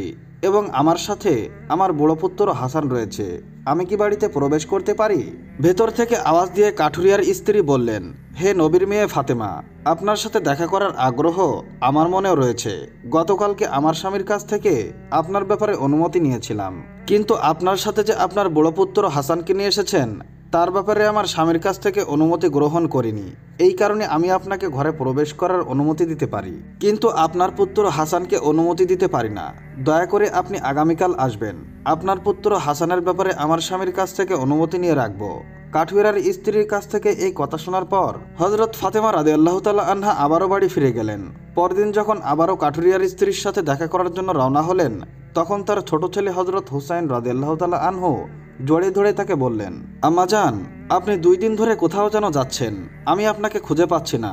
আজকে আপনি আমাকেও নিয়ে যান। হযরত ফাতেমা রাদিয়াল্লাহু তাআলা আনহা তখন 2 পুত্র হযরত হাসান ও হুসাইনকে সাথে নিয়ে কাঠুরিয়ার বাড়িতে উপস্থিত হলেন। বাড়ির বাড়ি থেকে তিনি সালাম দিয়ে বললেন, বাড়িতে কি কেউ আছেন? আমি নবীর মেয়ে ফাতেমা বলছি এবং আমার সাথে আমার 2 পুত্র হাসান ও হুসাইন রয়েছে। বাড়ির ভেতর থেকে কাঠুরিয়ার স্ত্রী আওয়াজ দিয়ে বললেন, নবীর মেয়ে ফাতেমা, আপনার সাথে দেখা করার আগ্রহ ও আকাঙ্ক্ষা আমার মনেও রয়েছে। গতকালকে আপনার ব্যাপারে এবং আপনার বড় ছেলে হাসানের ব্যাপারে আমার স্বামীর কাছ থেকে অনুমতি নিয়েছি, কিন্তু আপনার ছোট ছেলের ব্যাপারে আমার স্বামীর কাছ থেকে কোনো অনুমতি গ্রহণ করিনি। দয়া করে আজকেও আপনি ফিরে যান এবং আগামীকালকে আপনি আবার আসবেন। আগামীকালকে আপনাদের 3 জনের ব্যাপারেই আমি আমার স্বামীর কাছ থেকে অনুমতি গ্রহণ করে রাখবো। কাঠুরিয়ার স্ত্রীর এই কথা শোনার পর হযরত ফাতেমা রাদিয়াল্লাহু তাআলা আনহা আবারও বাড়ি ফিরে এলেন। পরদিন আবার ফাতেমা রাদিয়াল্লাহু তাআলা আনহা সেই কাঠুরিয়ার বাড়ি আসলেন। তখন তাকে কাঠুরিয়ার স্ত্রী ঘরে প্রবেশ করার অনুমতি দিল। হযরত ফাতেমা রাদিয়াল্লাহু তাআলা আনহা ঘরে প্রবেশ করে দেখল কাঠুরিয়ার স্ত্রী বসে আছে, আর তার পাশে রাখা আছে একটি লাঠি, একটি মোটা দড়ি আর একটি পানির পাত্র। এগুলো দেখে হযরত ফাতেমা রাদিয়াল্লাহু তাআলা আনহা তাকে জিজ্ঞাসা করলেন, আপনি এগুলো সাথে নিয়ে বসে আছেন কেন? কাঠুরিয়ার স্ত্রী বলল, সারাদিন পরিশ্রম করার পর যখন আমার স্বামী বাড়িতে ফিরবে তখন হয়তো তার অজু করার প্রয়োজন হতে পারে, অথবা তার পানি পান করার প্রয়োজন হবে। আমি চাই না আমার ক্লান্ত স্বামী পানির জন্য সামান্যতম কষ্ট পাক, যাতে পানির প্রয়োজন হওয়ার সাথে সাথেই আমি তার কাছে পানি পৌঁছে দিতে পারি। এই কারণেই আমি পানি নিয়ে বসে আছি। হযরত ফাতেমা রাদিয়াল্লাহু তাআলা আনহা আবারও জিজ্ঞাসা করলেন, বোন, তাহলে লাঠি নিয়ে বসে আছেন কেন? তাছাড়া এই দড়ি বা কি প্রয়োজন আছে? তখন সেই কাঠুরিয়ার স্ত্রী বলল, আমার স্বামী যদি কোনো কারণে আমার উপর অসন্তুষ্ট হয় এবং আমাকে শাস্তি দেওয়ার ইচ্ছা করে, তখন তার প্রয়োজন হবে একটি লাঠি, এবং আমাকে বেঁধে যাতে শাস্তি দিতে পারে তার জন্য প্রয়োজন হবে একটি দড়ি। আমি চাই না এই জিনিসগুলো খোঁজাখুঁজি করতে গিয়ে আমার স্বামীর কোনো রকম কষ্ট হোক, সেই জন্য আমার সামনে এই জিনিসগুলো নিয়ে বসে আছি। যখনই আমার স্বামী কোনো কারণে আমাকে শাস্তি দিতে চাইবে তখনই তার সামনে লাঠি এবং দড়ি থাকবে, আর এতে করে তিনি আমাকে খুব সহজে দড়ি দিয়ে বেঁধে লাঠি দিয়ে শাস্তি দিতে পারবেন। হযরত ফাতেমা রাদিয়াল্লাহু তাআলা আনহা কাঠুরিয়ার স্ত্রীর স্বামী ভক্তি দেখে হতবাক হয়ে গেলেন। অতঃপর তিনি তাকে আর কিছু না বলে নবী করিম সাল্লাল্লাহু আলাইহি ওয়াসাল্লামের দরবারে ফিরে আসলেন। নবী করিম সাল্লাল্লাহু আলাইহি ওয়াসাল্লাম ফাতেমাকে জিজ্ঞাসা করলেন, হে ফাতেমা, তুমি কি সেই কাঠুরিয়ার স্ত্রীর সাথে দেখা করে এসেছো? ফাতেমা বললেন, আব্বা জান, আমি তার সাথে দেখা করে এসেছি। নবী করিম সাল্লাল্লাহু আলাইহি ওয়াসাল্লাম বললেন, তুমি কি দেখেছো? ফাতেমা রাদিয়াল্লাহু তাআলা আনহা তখন বললেন, সেই মেয়েটি অত্যন্ত স্বামী ভক্ত। তখন মুহাম্মদ সাল্লাল্লাহু আলাইহি ওয়াসাল্লাম বললেন, ফাতেমা, তার কাছ থেকে তোমার শেখার অনেক কিছু রয়েছে। হযরত ফাতেমা রাদিয়াল্লাহু তাআলা আনহা তখন বললেন, আব্বা জান, আমি তার কাছ থেকে কি শিক্ষা গ্রহণ করতে পারি এবং সে কিভাবে আমার পূর্বে জান্নাতে যাবে, এই ব্যাপারটি আমাকে বুঝিয়ে বলুন। তখন নবী করিম সাল্লাল্লাহু আলাইহি ওয়াসাল্লাম বললেন, হে ফাতেমা, তুমি কিছুদিন আগে তোমার স্বামী আলীকে একটি পুরাতন কাপড় বিক্রি করার জন্য দিয়েছিলে। হযরত আলী সেই কাপড় বিক্রি করে তার অর্থ দিয়ে তোমাদের জন্য অনেক খাবার কিনে এনেছিল, কিন্তু তুমি সন্দেহ করেছিলে যে হযরত আলী এগুলো অবৈধ পথে উপার্জন করেছে কিনা, আর এজন্য তুমি তোমার স্বামীকে ঘরে প্রবেশ করতে দাওনি এবং বিভিন্ন প্রশ্ন করার মাধ্যমে তাকে কষ্ট দিয়েছিলে। অথচ তুমি জানতে তোমার স্বামী হযরত আলী কোনোদিনই কোনো অবৈধ পথে উপার্জন করে না। তুমি যখন আলীকে সেই কাপড়টি বিক্রি করার জন্য দিয়েছিলে, হযরত আলী সেই কাপড়টি বিক্রি করার জন্য কোনো ক্রেতা খুঁজে পাচ্ছিল না। তখন আল্লাহ রাব্বুল আলামিন তার ফেরেশতা মিকাইল আলাইহিস সালামকে কাপড়টা কেনার জন্য পাঠিয়েছিলেন। আল্লাহর ফেরেশতা মিকাইল আলাইহিস সালাম সেই কাপড়টি আলীর কাছ থেকে 6 দিরহামের বিনিময়ে কিনেছিল। এরপর আরেকজন ফেরেশতা এসে হযরত আলীর কাছ থেকে সেই 6 দিরহাম ভিক্ষা প্রার্থনা করে। অতঃপর হযরত আলী আল্লাহর রাস্তায় সেই 6 দিরহাম দান করে দেয়। অতঃপর সে চিন্তিত অবস্থায় বাড়িতে ফিরে আসছিল।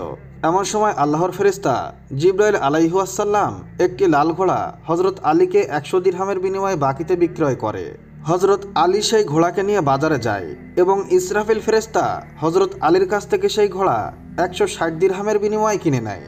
আল্লাহ রাব্বুল আলামিন 6 দিরহামের বিনিময়ে হযরত আলীকে 10 গুণ বৃদ্ধি করে 60 দিরহাম দিয়ে দেয় এবং সেই অর্থগুলি দিয়ে হযরত আলী তোমাদের জন্য বিপুল পরিমাণে খাবার কিনে এনেছিল। হে ফাতেমা, তুমি শুনে রাখো, যে কাপড়টি হযরত আলী বিক্রি করেছিল আল্লাহ রাব্বুল আলামিন সেই কাপড়টি জান্নাতে সংরক্ষণ করে রেখেছে এবং যে ঘোড়াটি দিয়ে হযরত আলী ব্যবসা করেছিল সেই ঘোড়াটিও আল্লাহ রাব্বুল আলামিন জান্নাতে সংরক্ষণ করে রেখেছেন। কাল কিয়ামতের দিন তুমি যখন জান্নাতে প্রবেশ করবে তখন তুমি সেই ঘোড়ার উপরে থাকবে এবং সেই কাপড়টি হবে ঘোড়ার লাগাম, আর সেই লাগামটি ধরে থাকবে ওই কাঠুরিয়ার স্ত্রী। লাগামটি ধরে রাখার কারণেই সে তোমার আগে জান্নাতে প্রবেশ করবে এবং তুমি তারপরে জান্নাতে প্রবেশ করবে। কাঠুরিয়ার স্ত্রীর অতুলনীয় স্বামীভক্তি হলো তার এই মর্যাদা প্রাপ্তির একমাত্র কারণ। হুনাইনের যুদ্ধে মুসলমানরা বিজয় লাভ করল। নবী করিম সাল্লাল্লাহু আলাইহি ওয়াসাল্লাম তার সাহাবীদের সাথে নিয়ে একটি খিমায় বসে যুদ্ধের বিষয়ে তিনি আলোচনা করছিলেন। তখন একজন সাহাবী খিমায় প্রবেশ করলেন এবং বললেন, হে আল্লাহর রাসূল, যুদ্ধবন্দীদের মধ্যে বিদ্যমান একজন মহিলা আপনার বোন হওয়ার দাবি করছেন। যেহেতু হুজুর সাল্লাল্লাহু আলাইহি ওয়াসাল্লামের কোনো ভাই অথবা কোনো বোন ছিল না, তাই সবাই অবাক হয়ে গেলেন, আসলে ওই মহিলাকে? তখন রাসূলুল্লাহ সাল্লাল্লাহু আলাইহি ওয়াসাল্লাম বললেন, ওই মহিলাকে ভেতরে নিয়ে আসো। অতঃপর মহিলাটি খিমায় প্রবেশ করলেন এবং হুজুর সাল্লাল্লাহু আলাইহি ওয়াসাল্লামের দিকে মহব্বতের দৃষ্টিতে তাকালেন। সুপ্রিয় দর্শক, ওই মহিলাটি কে ছিল এবং ইতিহাসে মহিলার ব্যাপারে কি বিদ্যমান রয়েছে? আসলেই কি নবী করিম সাল্লাল্লাহু আলাইহি ওয়াসাল্লামের মাতা পিতার আরও সন্তানাদি ছিল? এই সমস্ত প্রশ্নের জবাব আজকে আমরা এই ভিডিওর মাধ্যমে জানার চেষ্টা করব ইনশাআল্লাহ। সুপ্রিয় দর্শক, মক্কা বিজয় পর্যন্ত জাজিরাতুল আরবে বসবাসকারী প্রায় সমস্ত গোত্র ইসলামে প্রবেশ করেছিলেন এবং নবী করিম সাল্লাল্লাহু আলাইহি ওয়াসাল্লামের অনুগত্য কবুল করে নিয়েছিলেন। তখন শুধুমাত্র বনু হাওয়াজিন এবং বনু সাকিব গোত্র কুফরের মধ্যে ছিল। তাই এই দুই গোত্রের সর্দারের কাছে যখন এই খবর আসলো যে হুজুর সাল্লাল্লাহু আলাইহি ওয়াসাল্লাম এবং তার সাথীগণ মক্কা বিজয় করে নিয়েছে এবং আরবের শক্তিশালী গোত্র কুরাইশও তাদের কাছে পরাজয় গ্রহণ করেছে, তখন কবিলাই হাওয়াজিন ও সাকিফের দুই সর্দার হুনাইন নামক জায়গায় তাদের সৈন্যদের নিয়ে একত্রিত হলো। ফলে বাধ্য হয়ে তাদের আক্রমণ প্রতিরোধ করার জন্য নবী করিম সাল্লাল্লাহু আলাইহি ওয়াসাল্লাম যুদ্ধের ঘোষণা দিলেন। এটি 630 ঈসাই বা 8ম হিজরির শাওয়াল মাসের ঘটনা ছিল। যখন হুজুর সাল্লাল্লাহু আলাইহি ওয়াসাল্লাম তাদের ব্যাপারে জানলেন, তখন 10,000 সাহাবী মক্কা থেকে এবং 2,000 নবমুসলিমকে সাথে নিয়ে হাওয়াজিনের যুদ্ধের জন্য রওনা হলেন এবং স্বয়ং নবী করিম সাল্লাল্লাহু আলাইহি ওয়াসাল্লাম এই যুদ্ধের দিকনির্দেশক ছিলেন। অবশেষে এই যুদ্ধে মুসলমানদের বিজয়ী হলো এবং কাফেরদের 70-এর অধিক নিহত হলো এবং 6,000-এরও বেশি মুশরিকদেরকে বন্দী করা হয়েছিল এবং তাদের 24,000 উট এবং 40,000 বকরি কবজা করা হয়েছিল। বনু হাওয়াজিন এবং বনু সাকিব গোত্রের বন্দী মহিলাদের মধ্যে একজন বৃদ্ধা মহিলাও ছিল। বর্ণনা অনুযায়ী যখন সাহাবীদের একটি দল তাদের গ্রেপ্তার করার জন্য পৌঁছালেন, তখন ওই মহিলা বললেন, তোমরা আমাকে কিভাবে গ্রেপ্তার করবে? আমি তোমাদের সিফাহ সালার নবী মুহাম্মদ সাল্লাল্লাহু আলাইহি ওয়াসাল্লামের বড় বোন। এই কথা শুনে সাহাবায়ে কিরাম স্তব্ধ হয়ে গেলেন। অতঃপর এই বৃদ্ধ মহিলাকে নবী করিম সাল্লাল্লাহু আলাইহি ওয়াসাল্লামের খেদমতে হাজির করলেন। যখন এই মহিলা হুজুর সাল্লাল্লাহু আলাইহি ওয়াসাল্লামের সামনে আসলেন, তখন তিনি নবী করিম সাল্লাল্লাহু আলাইহি ওয়াসাল্লামকে মহব্বতের দৃষ্টিতে দেখতে লাগলেন এবং বললেন, হে আল্লাহর রাসূল, আমি আপনার বোন সীমা বিনতে হারেসা। তখন নবী করিম সাল্লাল্লাহু আলাইহি ওয়াসাল্লাম অতীতের স্মৃতি স্মরণ করতে করতে বললেন, হ্যাঁ, বনি সাআদে আমার একজন বোনের নাম সীমা ছিল। তখন ওই মহিলা তাড়াতাড়ি করে বলল, হে আল্লাহর রাসূল, একবার যখন আমরা আম্মাজান হালিমাতুস সাদিয়ার ঘরে খেলতেছিলাম, তখন আপনি আমার পিঠে কামড় দিয়েছিলেন, যার নিদর্শন এখনও বিদ্যমান রয়েছে। এই কথা শোনামাত্রই হুজুর সাল্লাল্লাহু আলাইহি ওয়াসাল্লামের আম্মাজান হালিমাতুস সাদিয়ার ঘরে অতিবাহিত হওয়া বাল্যকালের কথা স্মরণ হয়ে গেল। এই বৃদ্ধা মহিলা ওই সীমা বলেছিলেন, যিনি ছোটবেলায় নবী করিম সাল্লাল্লাহু আলাইহি ওয়াসাল্লামকে সবসময় কোলে নিয়ে ঘোরাফেরা করতেন তার শোনানো সঙ্গীত এবং স্নেহ মমতা হুজুর সাল্লাল্লাহু আলাইহি ওয়াসাল্লামের স্মৃতিতে ভালোভাবেই সংরক্ষিত ছিল। তখন নবী করিম সাল্লাল্লাহু আলাইহি ওয়াসাল্লামের সবকিছুই মনে পড়ে গেল। আসলে মক্কার কালো পাথর বিশিষ্ট পাহাড়ের খানিকটা পূর্ব দিকে সবুজ শ্যামল বাগান এবং পাহাড়ি ঝর্ণায় সিক্ত মনোরম ফসলে ঘেরা একটি সুন্দর উপত্যকা ছিল, যাকে তায়েব বলা হতো। এখানে কবিলায় বনু হাওয়াজিন এবং বনু সাকিব বসবাস করত এবং তারা শুদ্ধভাবে আরবি ভাষায় কথা বলতো। তাই শহরের লোকেরা তাদের বাচ্চাদেরকে এই কবিলাদয়ের মহিলাদের কাছে হাওলা করে দিত, যাতে দুধ পান করার সময়টুকুতে বাচ্চারা খোলামেলা আবহাওয়া ও পরিশুদ্ধ পরিবেশে লালিত পালিত হতে পারে এবং যাতে তাদের কাছ থেকে সহিশুদ্ধভাবে আরবি ভাষা শিখতে পারে। তাই হুজুর সাল্লাল্লাহু আলাইহি ওয়াসাল্লামকেও আম্মাজান হালিমার হাওয়ালা করে দেওয়া হয়েছিল। তিনিও এই এলাকারই একজন নারী ছিলেন। ফলে হুজুর সাল্লাল্লাহু আলাইহি ওয়াসাল্লামের বাল্যকাল এই সুন্দর এলাকাতেই অতিবাহিত হয়েছিল। হুজুর সাল্লাল্লাহু আলাইহি ওয়াসাল্লাম দুধপানকালে প্রায় 5 বছর বনী সাআদ গোত্রে আম্মাজান হালিমাতুস সাদিয়ার ঘরে ছিলেন। এখানে হুজুর সাল্লাল্লাহু আলাইহি ওয়াসাল্লামের 4 জন ভাই এবং বোন ছিল এবং তারা সবাই আম্মাজান হালিমাতুস সাদিয়ার সন্তান ছিল, যাদের নাম আব্দুল্লাহ, আনিয়া, হুজাইকা এবং হুজাইফা ছিল। ইতিহাসে হযরত হুজাইফা সীমা নামে প্রসিদ্ধ হয়েছিলেন। সিরাতে ইবনে হিশামে বর্ণিত হয়েছে যে হযরত সীমা বাল্যকালে হুজুর সাল্লাল্লাহু আলাইহি ওয়াসাল্লামকে সবসময় কোলে নিয়ে রাখতেন এবং তাকে সঙ্গীত গেয়ে ঘুম পাড়াতেন। এই সঙ্গীতের অনুবাদ এমন ছিল যে, হে আমাদের পালনকর্তা, আমাদের জন্য মুহাম্মাদকে দীর্ঘায়ু দান করুন, যাতে আমি তাকে সর্দারের রূপে দেখতে পারি। হে আল্লাহ, আপনি তার দুশমন এবং প্রতিহিংসাকারীদের অপমানিত করবেন এবং মুহাম্মাদকে সর্বদা সম্মানের সাথে রাখবেন। সুপ্রিয় দর্শক, বিকেলবেলা যখন মহিলারা রান্নাবান্নার কাজে ব্যস্ত থাকত, তখন বোনেরা তাদের ভাইকে সাথে নিয়ে বাইরে চলে যেত এবং প্রত্যেক বোনেরা বলতো যে আমাদের ভাই থেকে সুন্দর এই পৃথিবীতে আর কেউই নেই। এক বোন বলতো আমার ভাইয়ের মতো আর কেউ নেই, তখন আরেক বোন বলতো আমার ভাইয়ের মতো আর কেউ নেই। এই সময় হযরত সীমা তার ভাই মুহাম্মদ সাল্লাল্লাহু আলাইহি ওয়াসাল্লামকে সাথে নিয়ে যেতেন এবং দূর থেকে বলতেন আমার ভাইও চলে এসেছে। তখন সবাই তাদের মাথা নিচু করে ফেলত। সিরাতে হালবিয়াতে বলা হয়েছে যে হযরত সীমা তীব্র গরমে একদিন দুপুরবেলা হুজুর সাল্লাল্লাহু আলাইহি ওয়াসাল্লামকে নিয়ে বাহিরে গেলেন। যখন আম্মাজান হালিমা তাকে খুঁজে পেলেন না, তখন তিনিও তালাশ করতে করতে বাহিরে গেলেন। তখন তিনি দেখতে পেলেন যে সীমা হুজুর সাল্লাল্লাহু আলাইহি ওয়াসাল্লামকে কোলে নিয়ে এই কবিতাটি পড়ছিলেন যে এটা আমার ওই ভাই যে আমার মা থেকে জন্মগ্রহণ করেনি, কিন্তু আমি তার জন্য আমার মামা এবং চাচাকে ফিদা করতে পারি। তখন আম্মাজান হালিমাতুস সাদিয়া বললেন, এই সীমা, তুই এই তীব্র গরমে তাকে কেন বাহিরে নিয়ে আসলি? তখন হযরত সীমা বললেন, আম্মাজান, তার শরীরে রোদ লাগে না, কারণ রোদ থেকে বাঁচার জন্য তার উপরে একটি মেঘমালা ছায়া প্রদান করে। যখন সে চলাচল করে তখন ওই মেঘমালাও চলাচল করে, আর যখন সে দাঁড়িয়ে যায় তখন মেঘমালাও দাঁড়িয়ে যায়। এভাবে সময় দ্রুত অতিবাহিত হতে লাগলো। ফলে দিনের পর দিন, মাসের পর মাস এবং বছরের পর বছর অতিবাহিত হয়ে গেল। অতঃপর হযরত সীমা যুবতী হয়ে গেলেন এবং তার বিয়ে বনু সাকিব গোত্রে সম্পন্ন হয়। এদিকে 5 বছর পর হুজুর সাল্লাল্লাহু আলাইহি ওয়াসাল্লাম মক্কায় চলে এসেছিলেন। যখন নবী করিম সাল্লাল্লাহু আলাইহি ওয়াসাল্লাম মক্কায় দাওয়াত ও তবলিগের কাজ আঞ্জাম দিচ্ছিলেন, তখন হযরত হালিমা কয়েকবার মক্কায় এসেছিলেন এবং হুজুর সাল্লাল্লাহু আলাইহি ওয়াসাল্লামের সাথে সাক্ষাৎ করেছিলেন, কিন্তু হযরত সীমার সাথে হুজুর সাল্লাল্লাহু আলাইহি ওয়াসাল্লামের কখনো সাক্ষাৎ হয়নি।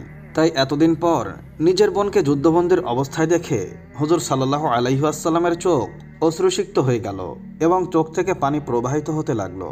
তখন তিনি বোনকে ইস্তেকবাল জানানোর জন্য বসা থেকে উঠে গেলেন এবং নিজের চাদর মাটিতে বিছিয়ে নিজের বোনকে বসালেন। অতঃপর তারা দুজন দীর্ঘ সময় ধরে অতীতের স্মৃতি নিয়ে কথা বললেন। সাহাবা ইকরাম রাদিয়াল্লাহু আনহু এদিক সেদিক দাঁড়িয়ে তাদের কথা শুনছিলেন এবং চোখের পানি ফেলছিলেন। ইয়াকুবি ইতিহাস অনুযায়ী হযরত সীমা হুজুর সাল্লাল্লাহু আলাইহি ওয়াসাল্লামের সাথে কথা বলার সময় তিনি হাওয়াজিন গোত্রের বন্দীদেরকে মুক্ত করে দেওয়ার দরখাস্ত করেছিলেন। তাই হুজুর সাল্লাল্লাহু আলাইহি ওয়াসাল্লাম তাদের থেকে মুক্তিপণ নিয়ে মুক্ত করে দেওয়ার নির্দেশ দিলেন। অতঃপর হুজুর সাল্লাল্লাহু আলাইহি ওয়াসাল্লাম অনেক মূল্যবান ধন সম্পদ এবং কিছু উট বনকে হাদিয়া দিয়ে তার কাছে প্রস্তাব রাখলেন যে যদি তিনি চান তাহলে মদিনাতেই থেকে যান। কিন্তু হযরত সীমা গোত্রের কাছে ফিরে যেতে চাহিদা পেশ করলেন, তাই তাকে অত্যন্ত সম্মানের সাথে তার গোত্রের কাছে ফিরিয়ে দিলেন। বন্দীদেরকে মুক্ত করার পর কিছু সাহাবায়ে কেরাম নবী করিম সাল্লাল্লাহু আলাইহি ওয়াসাল্লামের কাছে আসলেন। তখন নবী করিম সাল্লাল্লাহু আলাইহি ওয়াসাল্লাম বললেন, যখন আমি বন্দীদেরকে মুক্ত করি তখন আমার অভ্যাস হলো আমি তোমাদের সাথে পরামর্শ করি, কিন্তু আজকে আমি এরকমটা করিনি, বরং কোনো পরামর্শ ছাড়াই বন্দীদেরকে মুক্ত করে দিয়েছি। তখন সাহাবীরা বললেন, হে আল্লাহর রাসূল, আপনি যা ইচ্ছা করতে পারেন। তখন হুজুর সাল্লাল্লাহু আলাইহি ওয়াসাল্লাম বললেন, তোমরা কি জানো আমি এরকমটা কেন করেছি? তখন সাহাবীরা কারণ জানতে চাইলে নবী করিম সাল্লাল্লাহু আলাইহি ওয়াসাল্লাম বললেন, আমার দরজায় আমার বোন এসেছিল। আল্লাহর এমন একজন নবী যিনি 100 বছর মৃত ছিলেন, তারপর আবার জীবিত হয়েছিলেন।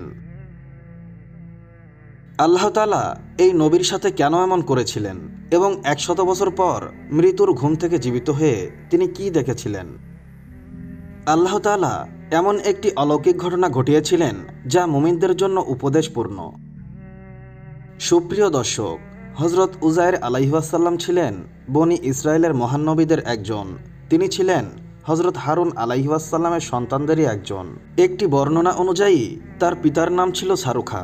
তার সময়কার ব্যাবিলনের বন্দিদশা থেকে ইসরায়েলীদের মুক্তির পরে ছিল। এটি আসলে খ্রিস্টপূর্ব 6 শতকের যুগ ছিল। তিনি ইলমে নুজুম জানতেন এবং তিনি মুসা আলাইহিস সালামের শরীয়তের পণ্ডিত ছিলেন। এই কারণেই তাকে মানুষের মধ্যে অত্যন্ত মর্যাদার চোখে দেখা হতো। তিনি খুব ভালো এবং ধার্মিক মানুষ ছিলেন। তাওরাতে হযরত উযায়ের আলাইহিস সালামের নামে ইজারা নামক একটি অধ্যায় রয়েছে, কিন্তু এই কিতাব থেকে তার জীবন সম্পর্কে তেমন কিছু জানা সম্ভব হয়নি। যাই হোক, বর্ণনায় পাওয়া যায় যে 458 খ্রিস্টপূর্ব সনে যখন ইরানের রাজা ইহুদি বন্দীদেরকে মুক্তি দিয়েছিলেন, তখন হযরত উযাইর আলাইহিস সালাম এই মুক্ত বন্দীদের নেতা হিসাবে জেরুজালেমে আসেন।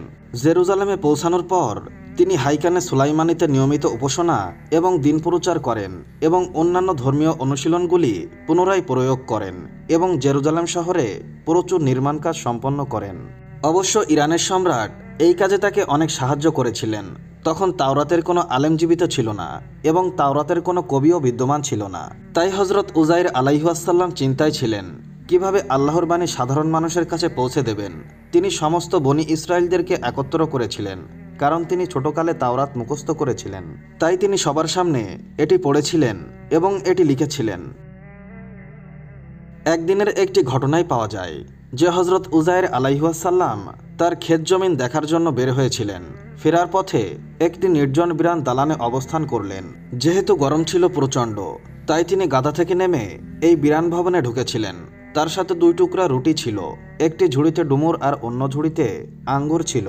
তিনি তার সাথে বিদ্যমান পেয়ালা বের করলেন এবং তাতে আঙ্গুরের রস নিগড়ালেন। অতঃপর শুকনা রুটি বের করে তাতে ভিজিয়ে দিলেন, যাতে রুটি কিছু নরম এবং মিষ্টি হয়ে যায়। অতঃপর তিনি তা খাইলেন। তারপর কিছুক্ষণের জন্য শুয়ে পড়লেন। অতঃপর তার চোখ গগনের নির্জনে ছাদে গিয়ে পড়ল। তখন তিনি দেখলেন যে এই গগনটি তার স্তম্ভের উপর দাঁড়িয়ে আছে এবং তার বাসিন্দারা মারা গিয়েছে। তাদের পচা হাড়গুলো ছড়িয়ে ছিটিয়ে পড়ে আছে। তখন হযরত উযাইর আলাইহিস সালামের মুখ থেকে হঠাৎ বের হয়ে গেল যে মৃত্যুর পর আল্লাহ তাআলা কিভাবে তাদেরকে জীবিত করবেন। আসলে আল্লাহ তাআলা তাদেরকে পুনরায় জীবিত করতে পারবেন কিনা এই ব্যাপারে তার কোনো সন্দেহ ছিল না। ভাবতে ভাবতে তিনি এই কথাটি বলেছিলেন। অতঃপর আল্লাহ তাআলা তার কাছে ফেরেশতা জিবরাইল আলাইহিস সালামকে পাঠালেন। হযরত জিবরাইল আলাইহিস সালাম তার আত্মা কবজ করলেন এবং 100 বছর আল্লাহ তাআলা তাকে ঘুম পাড়িয়ে রেখেলেন। এই সময় বনি ইসরায়েল এবং বাইতুল মুকাদ্দাসে বহু ঘটনা এবং দুর্ঘটনা ঘটে যায় এবং জেরুজালেম একটি সমৃদ্ধ নগরীতে পরিণত হয়। অতঃপর আল্লাহ তাআলা তার মধ্যে ফুঁক দিলেন, ফলে তিনি পুনরায় জীবিত হয়ে বসলেন। তখন ফেরেশতা জিজ্ঞেস করলেন, আপনি এখানে কতদিন অবস্থান করেছিলেন? তিনি বললেন, একদিন অথবা একদিনের কিছু অংশ হবে। আসলে তিনি দিনের শুরুতে বিশ্রামে গিয়েছিলেন এবং জীবিত হওয়ার সময়টি ছিল সূর্যাস্তের সময়, তাই তিনি একদিন বলেছিলেন। তখন ফেরেশতা বললেন, না, আপনি 100 বছর ধরে এই অবস্থায় ছিলেন। আপনি আপনার খাবার এবং পানীয়র দিকে নজর দিন, যা এখনো পরিবর্তন করা হয়নি। উযাইর আলাইহিস সালাম তার খাবারের দিকে তাকালেন, ফলে আঙ্গুরের রস এবং শুকনো রুটি আগের অবস্থাতেই দেখলেন। তাই তার অন্তরে ফেরেশতার বলা নির্দিষ্ট সময়ের কথা অস্বীকার করার চিন্তা জাগে।